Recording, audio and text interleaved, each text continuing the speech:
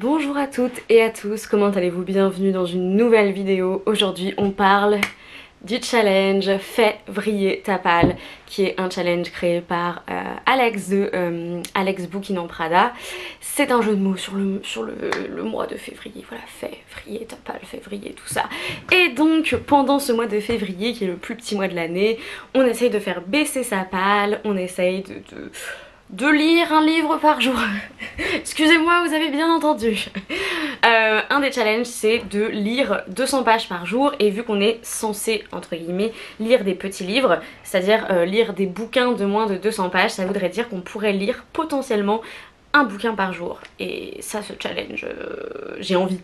J'ai envie, très clairement. J'ai envie de faire baisser ma palle de 28 livres. Je suis là, genre, c'est mon rêve actuellement. Il y a des menus dont je ne vous parlerai pas ici. Je vous mets en lien la vidéo d'Alex, puisque ma nouvelle technique pour les challenges avec des menus, c'est de lire ce qui me fait envie et ensuite de voir ce qui rentre dans les menus. Donc voilà, je ne me suis pas préoccupée des menus pour l'instant, mais ce challenge repose sur 3 grandes composantes. Lire chaque jour un bouquin de 200 pages, ou lire 200 pages par jour, lire 100 pages par jour, que sais-je.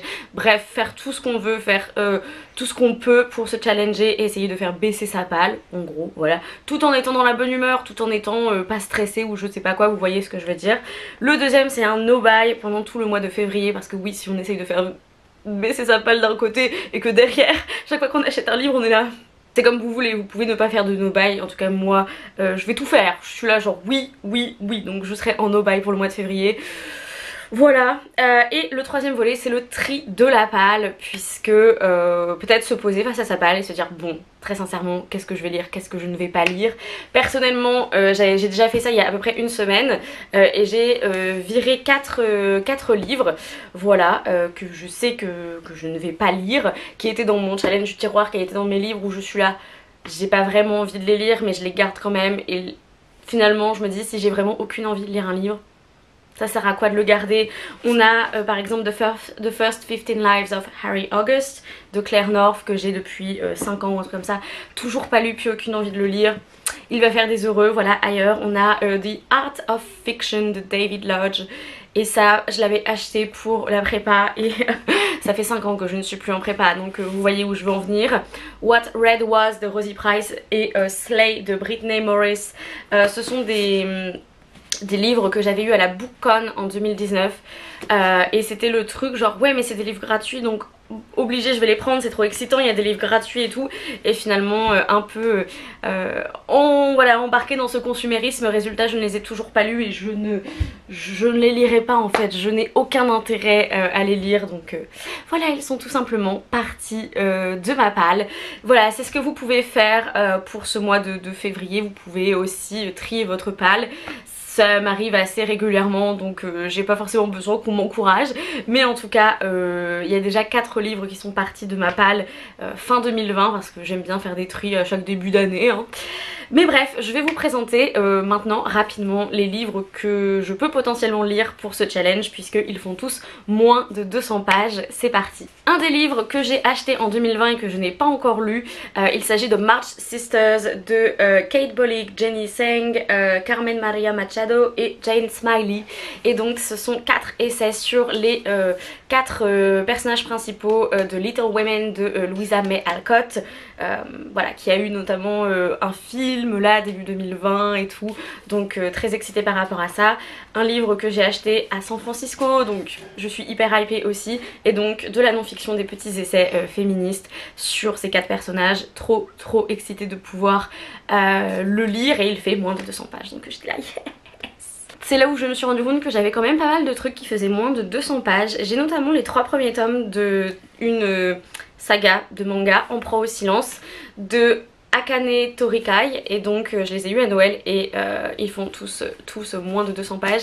Ce sont des mangas en plus, donc ça va se lire bien, je pense. C'est un sujet pas forcément facile, puisque je pense qu'on va, si je me souviens bien, on va parler de consentement et peut-être d'agression sexuelle, donc on adore, mais très hâte de lire ces livres. Ensuite j'ai une petite BD que Marie de la chaîne du blog, voilà, Mademoiselle Athéna m'avait offert il y a quelques années. C'est Buffy contre les vampires mais la version enfant et je la trouve trop mignonne, je l'ai pas encore lue et voilà, c'est absolument dans ma palle entre guillemets. J'ai hyper hâte de pouvoir la découvrir, ça va aller très vite mais c'est chouette quand même. Et ensuite là j'ai tellement, en fait je me suis rendu compte que j'avais tellement de livres de moins de 200 pages. Je ne pensais pas et en fait si, j'en ai à peu près 25 et c'est cool et en même temps je suis là genre... Et la plupart, malheureusement peut-être pour moi, ce sont des classiques. Donc on va voir combien j'arrive à lire. On a Lady Susan de Jane Austen qui est un tout petit classique qui fait une centaine de pages de mon autrice préférée de classique, Jane Austen. On achève bien les chevaux de Horace McCoy que j'ai envie de lire depuis que Lemon June en avait parlé sur sa chaîne il y a quelques années. Je l'ai enfin trouvé et est-ce que je vais enfin le lire? 180 pages, oui peut-être. On a A View from the Bridge et All My Sons de Arthur Miller. Et à nouveau, je crois que ce sont des pièces de théâtre. Oui, c'est dans des actes, donc voilà, je ne sais vraiment pas de quoi ça parle. C'était à l'époque où j'achetais tous les classiques que je trouvais dans les foires aux livres. Ça a été acheté le 6 juin 2015. Autant vous dire que je ne sais absolument pas de quoi ça parle. Mais... eh ben je vais savoir bientôt. On a Franny and Zoe de J.D. Salinger qui est celui qui a écrit The Catcher in the Rye, l'attrape-cœur. Voilà, et donc il est très très connu pour ça, mais il a écrit aussi pas mal de choses à côté. Lui il fait 130 pages, Franny and Zoe. Aucune idée de ce dont ça parle, comme toujours. On a Mrs. Warren's Profession de George Bernard Shaw que j'avais acheté pour mon cours sur la littérature victorienne quand j'étais en Erasmus en Irlande. C'est-à-dire il y a 2 ans et demi. Voilà. Quasiment 3 ans et je ne l'ai toujours pas lu. Et donc on va parler de littérature victorienne et c'est aussi une pièce de théâtre donc ça va aller très très vite.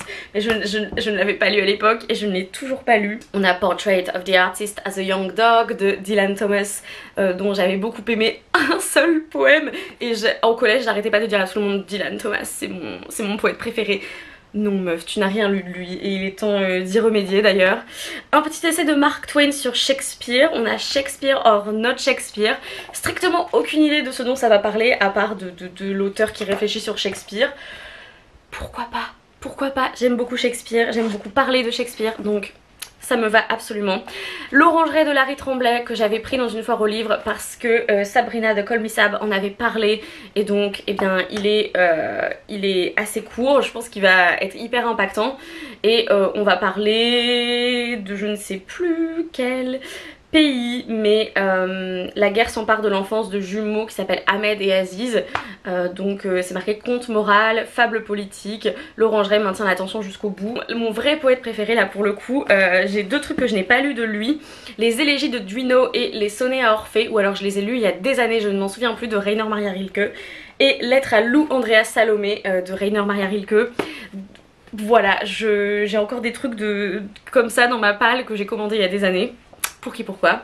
On a Les Puy-de-Voilés n'iront jamais au paradis de Shadort Javan que j'avais vu sur la chaîne de Opaline quand elle faisait le Femini Books et donc ça m'avait hyper tentée à l'époque et bah maintenant il faut que je le lise en fait et ça m'intéresse énormément. Conditions des femmes, où est-ce que c'est? En Iran, voilà exactement, donc absolument dans ma palle. Ne va pas être facile hein, on est d'accord. J'ai un livre que j'ai eu à Noël qui touche à mon corps, je le tue de Valentine Gobi que j'avais vu sur le compte Instagram de Tarte aux pommes, je crois que c'est Tartine aux pommes, oh bref je sais plus, à chaque fois je me trompe et je vous mets dans la barre d'infos son véritable nom. Et on est sur une faiseuse d'ange dans sa cellule condamnée à mort parce qu'elle a avorté une femme. Et donc de l'aube à l'aube, 3 corps en lutte pour la lumière à la frontière de la vie et de la mort, etc. Ça va nous parler d'avortement. Oui, oui, oui. J'ai envie de relire A Room of One's Own de Virginia Woolf, une chambre à soi, que j'ai lu il y a quelques années, en 2018. Je l'avais adoré, j'ai envie de le relire tout simplement. Twilight in Italy de D.H. Lawrence. J'ai un autre livre de lui à lire, mais il fait pas moins de 200 pages, alors que lui, oui, c'est un livre que j'avais eu dans une box et je pense que ça va parler de Twilight in Italy. Oh. Le livre du book club Dark Academia, du DA Book Club pour février. Ce livre, c'est la pièce Jules César de Shakespeare, et donc c'est une pièce de théâtre qui fait moins de 200 pages. Julius Caesar. Donc voilà, c'est la pièce qui est notamment une des pièces jouées dans If We Were Villains de M.L. Rio. Donc j'ai très hâte de découvrir cette pièce que je ne connais pas encore.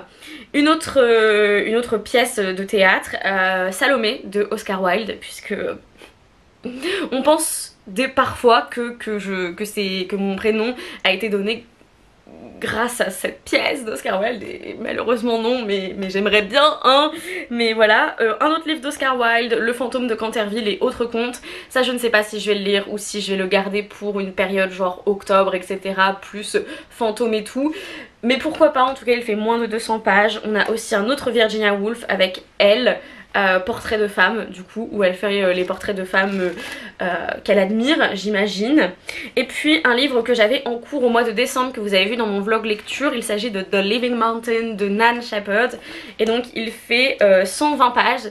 Donc j'aimerais bien pouvoir le finir pendant ce mois de février. Et puis c'est tout. Je pense que je pourrais relire d'autres livres de moins de 200 pages, ou je pourrais lire d'autres livres qui font à peu près 250 pages vers la fin du mois si j'en ai envie. En tout cas, je pense que tous ces livres vont me challenger suffisamment pour ce mois de février. Je ne vais pas lire un livre par jour, mais je suis quasiment à du coup 25 livres, donc on est quasiment ouais, on a juste 3 jours où il n'y a pas de livres, puisque le mois de février fait seulement 28 jours. J'espère que cette vidéo vous aura plu. Est-ce que vous participez au challenge? Est-ce que c'est un challenge qui vous enthousiasme? Moi, je suis toujours enthousiasmée pour ce genre de challenge. Je suis un vrai pigeon, hein. Voilà, on me propose de faire baisser ma palle, je suis là oui et tout, et en plus c'est un challenge francophone pour une fois. Je fais tellement de challenges anglophones, de ridatons anglophones, que des fois j'oublie qu'il y a des très bonnes idées dans ma petite commu francophone. Donc voilà, j'espère que cette vidéo vous aura plu. Dites-moi dans les commentaires si ça vous intéresse, si vous avez l'intention de participer ou non. En attendant une prochaine vidéo, lisez bien, amusez-vous avec vos lectures, prenez soin de vous et ciao.